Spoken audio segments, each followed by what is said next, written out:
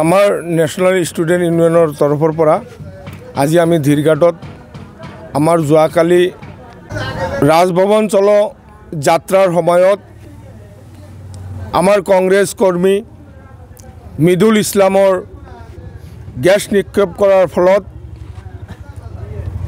মৃত্যুবৰণ কৰে। তেখেতক আমাৰ কংগ্ৰেছ দলে তেখেতক শহীদ বুলি ঘোষণা কৰিছে।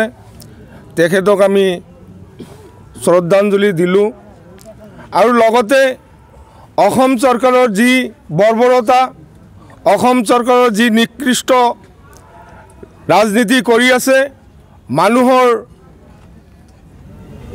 মানুহৰ ওপৰত যি বৰ্বৰতা আৰম্ভ কৰিছে, তাৰ কাৰণে আমি অসম চৰকাৰক ধিক্কাৰ জনাইছোঁ। অসমৰ মাননীয় মুখ্যমন্ত্ৰী হিমন্ত বিশ্ব শৰ্মা আগতেও বহুত মানুহৰ প্ৰাণ লৈছে, নিৰ্দোষী মানুহক গুলি ফুটুৱাই তেখেতে মানুহ মৃত্যুবৰণ কৰাইছে।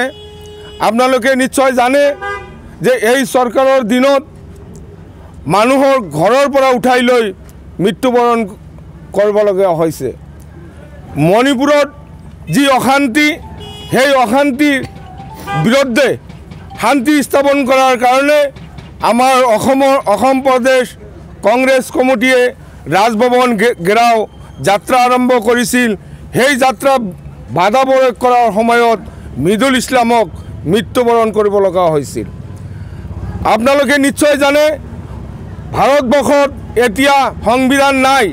যোৱাকালি যিখন য'ত সংবিধান ৰচনা কৰা হয়, সেই পাৰ্লামেণ্টতে সংবিধানক অপমান কৰা হৈছে।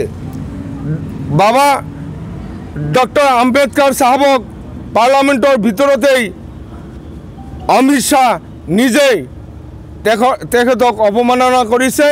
তাৰ কাৰণে আমি এই বিজেপি চৰকাৰ, অমিত শ্বাহ, নৰেন্দ্ৰ মোদী আৰু অসমৰ মাননীয় মুখ্যমন্ত্ৰী হিমন্ত বিশ্ব শৰ্মাকো ধিক্কাৰ জনাইছোঁ। তেখেতসকলে যিমান সংবিধানক অপমাননা কৰিব, আমি সিমানেই এই সংবিধানৰ আমি ৰক্ষাৰ কাৰণে যুঁজি যাম। অহা দিনত ইয়াতকৈ জংগী আন্দোলন গঢ়ি তুলি আমাৰ সংবিধান ৰক্ষা কৰাৰ কাৰণে আমি চেষ্টা কৰিম।